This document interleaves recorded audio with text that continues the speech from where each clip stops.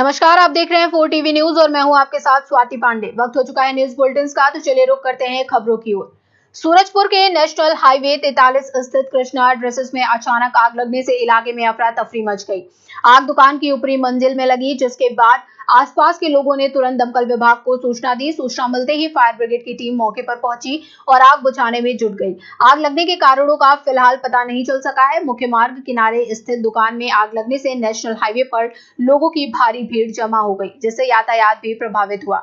राहत की बात यह रही कि इस हादसे में किसी प्रकार की जनहानि नहीं हुई। पुलिस और प्रशासन की टीम भी मौके पर मौजूद रही। ये घटना कोतवाली थाना क्षेत्र के मेन रोड की बताई जा रही है।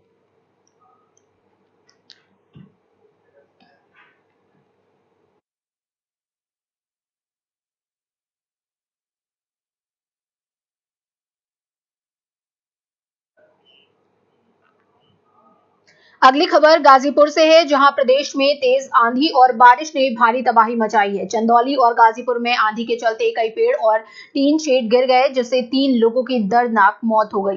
चंदौली में पेड़ गिरने से 2 लोगों ने मौके पर ही दम तोड़ दिया, जबकि गाजीपुर में टीन शेड की चपेट में आने से एक व्यक्ति की जान चली गई। तेज हवाओं और बारिश के कारण कई लोग घायल भी हुए हैं, जिन्हें इलाज के लिए अस्पताल में भर्ती कराया गया है। आंधी के चलते कई इलाकों में बिजली आपूर्ति भी बाधित हो गई और जनजीवन प्रभावित रहा। सूचना मिलते ही स्थानीय प्रशासन और राहत टीमें मौके पर पहुंची और बचाव कार्य शुरू किया। मौसम विभाग ने लोगों से सतर्क रहने और खराब मौसम के दौरान सुरक्षित स्थानों पर रहने की अपील की है।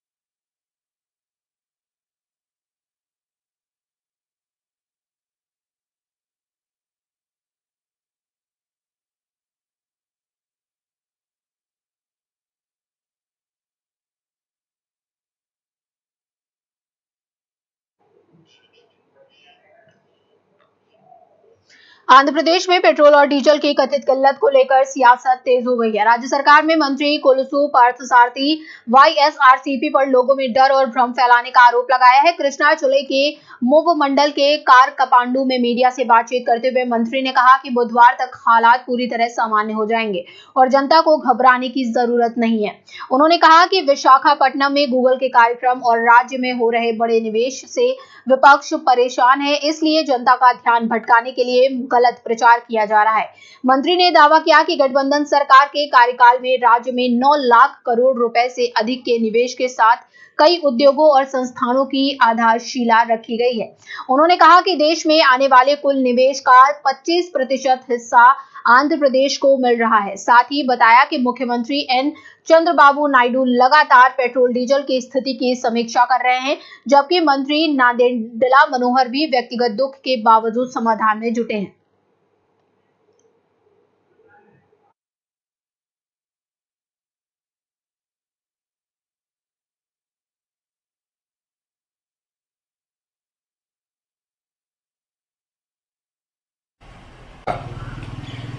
ఒక ప్రముఖమైన సంస్థ ఇంటర్నేషనల్ గా పేరు పొందిన వెల్ రెప్యూటెడ్ కంపెనీస్ శంకుస్థాపన చేస్తూ ఉంటే, వాళ్ళు యాక్టివిటీస్ స్టార్ట్ చేస్తూ ఉంటే చూడలేక ప్రభుత్వం మీద ఒక నెగిటివ్ ఇమేజ్ని క్రియేట్ చేస్తానికి తమ శాయశక్తులా ప్రయత్నం చేస్తున్నారని ఈరోజు అర్థమవుతుందని చెప్పేసి మనం చేస్తా ఉన్నాను.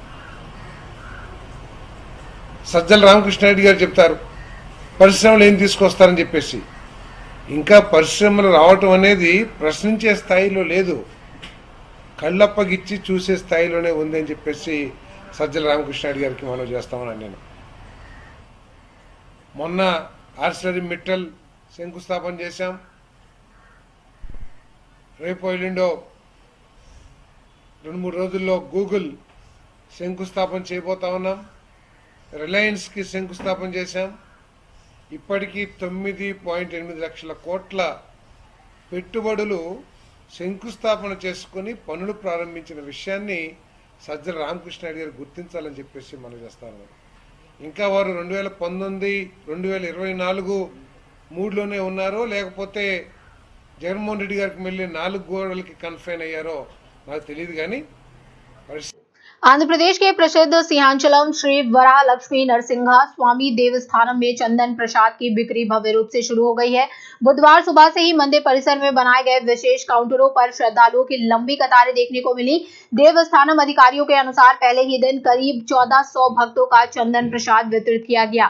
श्रद्धालुओं की भारी भीड़ को देखते हुए मंदिर के ईओजे वेंकटराव ने स्वयं व्यवस्थाओं का निरीक्षण कर सुरक्षा और सुविधा संबंधी इंतजामों की समीक्षा की। अधिकारियों ने बताया कि चंदन प्रसाद की बिक्री 1 मई तक जारी रहेगी और प्रतिदिन लगभग 1000 पैकेट उपलब्ध कराए जाएंगे। प्रत्येक पैकेट की कीमत 10 रुपए तय की गई है। देवस्थानम प्रशासन ने श्रद्धालुओं से आधार कार्ड साथ लाने और काउंटरों पर अनुशासन बनाए रखने की अपील की है। आने वाले दिनों में श्रद्धालुओं की संख्या और बढ़ने की संभावना जताई जा रही है।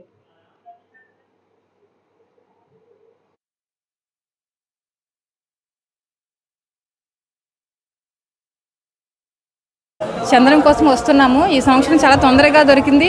సంవత్సరం అంతా స్వామివారి ఒంటి మీద ఉండే ఈ చంద్రం మాకు దొరకడం చాలా అదృష్టం సార్, చాలా అదృష్టం। మేనేజ్మెంట్ అంతా చాలా బాగా కౌంటర్లో నిల్చోబెట్టి చాలా తొందరగా ఇచ్చారండి। హ్యాపీగా ఉంది, చాలా సంతోషం। వెంకటేశాయ స్వామివారి దయ వల్ల ఈ సంవత్సరం నాకు చక్కగా చంద్రం మాత్రం దొరికింది।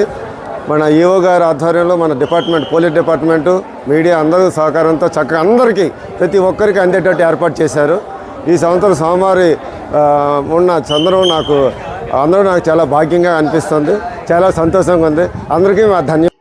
आंध्र प्रदेश के मुख्यमंत्री एन चंद्रबाबू नायडू ने विशाखापट्टनम स्थित प्रसिद्ध सिंहाचलम श्री वराह लक्ष्मी नरसिंह स्वामी देवस्थानम पहुंचकर विशेष पूजा अर्चना की। इस दौरान केंद्रीय मंत्री अश्विनी वैष्णव भी उनके साथ मौजूद रहे। मंदिर पहुंचने पर पुजारियों ने वैदिक मंत्रोच्चार के बीच मुख्यमंत्री का स्वागत किया और वेद आशीर्वचन प्रदान किया। स्वामी के दर्शन के बाद मुख्यमंत्री चंद्रबाबू नायडू ने मंदिर परिसर में स्थित कप्पा स्तंभ के पास परंपरा के अनुसार अपनी मनौती अर्पित की। मंदिर प्रशासन द्वारा धार्मिक मंत्री पेम्सानी चंद्रशेखर किंजारापू, राम मोहन नायडू, राज्य मंत्री डोला बाल वीरांजनेय स्वामी, मंगलापुरी अनीता, विधायक पल्ला श्रीनिवास राव, घंटा श्रीनिवास राव और गण बाबू समेत कई जनप्रतिनिधि और अधिकारी मौजूद रहे। मुख्यमंत्री के दौरे को लेकर मंदिर परिसर में सुरक्षा के भी विशेष इंतजाम किए गए थे।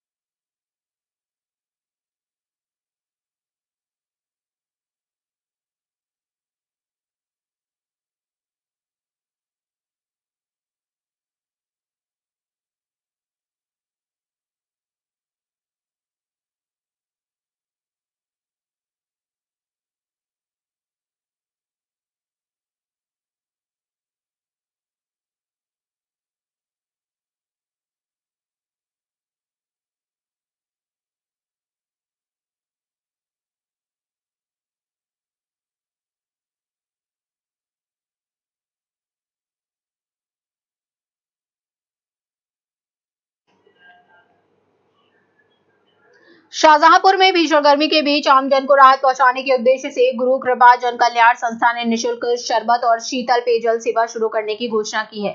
संस्था के अध्यक्ष संजय गुप्ता वाले के नेतृत्व में ये सेवा भगवान नरसिंह जी के प्रकटोत्सव के पावन अवसर पर शुरू होगी। संस्था के अनुसार शहर के 4 प्रमुख स्थानों पर अगले 2 महीनों तक प्रतिदिन सुबह 11 बजे से शाम 4 बजे तक राहगीरों को ठंडा पानी और शरबत वितरित किया जाएगा ताकि लोगों को गर्मी और लू से राहत मिल सके। इसके साथ ही बड़े मंगल के अवसर पर श्री बालाजी महाराज को भोग लगाकर बूंदी, हलवा और पूड़ी का भंडारा भी आयोजित किया जाएगा। संस्था अध्यक्ष ने बताया कि ये पहल जनसेवा की भावना से प्रेरित है और भविष्य में भी ऐसे सामाजिक कार्य लगातार जारी रहेंगे।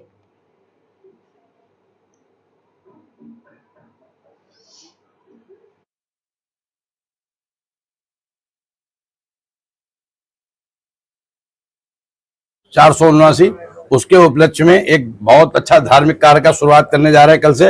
और कल भी बहुत बड़ा एक पर्व है हम लोगों के समाज के, हिंदू समाज के लिए। कल श्री नरसिंह भगवान जी का जन्म है।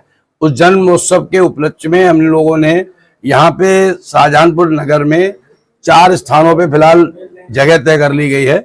यहाँ पे सभी को पीने का शीतल जो जल है और क्या नाम शरबत है, इसका सबको निःशुल्क वितरण होगा। और इस बार जेठ के मंगल जो है वो 8 पड़ रहे हैं, 4 की जगह 2 महीने का जो है जेठ है, तो 8 मंगलवार को उसी स्थानों पे बालाजी महाराज जी का प्रसाद का वितरण भी होगा। और ये शरबत का कार्यक्रम पूरे लगभग सोनभद्र में मेडिकल कॉलेज में लगातार मिल रही शिकायतों और अव्यवस्थाओं को लेकर नवागत जिलाधिकारी चर्चित गौर ने अस्पताल का निरीक्षण किया। निरीक्षण के दौरान मुख्य चिकित्सा अधिकारी और मुख्य चिकित्सा अधीक्षक भी मौजूद रहे। डीएम ने मेडिकल कॉलेज के सभी ब्लॉकों का जायजा लेते हुए मरीजों को मिलने वाली सुविधाओं और उपलब्ध संस्थानों की जानकारी ली।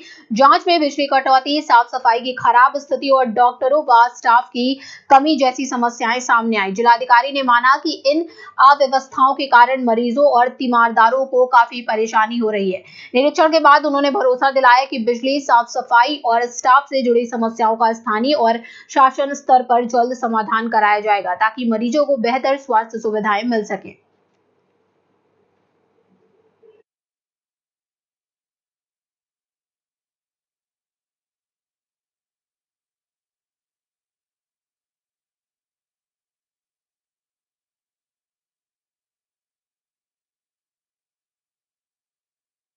मेडिकल हॉस्पिटल ये जो के परिसर में हम लोग आए थे आज, तो बेसिकली थोड़ी बिजली की समस्या थी जो शासन स्तर पे भी रेज करी गई थी। हम लोग के पास भी कुछ कंप्लेंट आई थी, उसको ध्यान में रखते हुए आज हमने विजिट करी थी। तो समस्या थी, उसका मेन कारण था कि जो नया इनका सप्लाई का फ्लूड थी, हमने घूमा और देखा कि कहाँ पे किस तरीके का प्रॉब्लम है।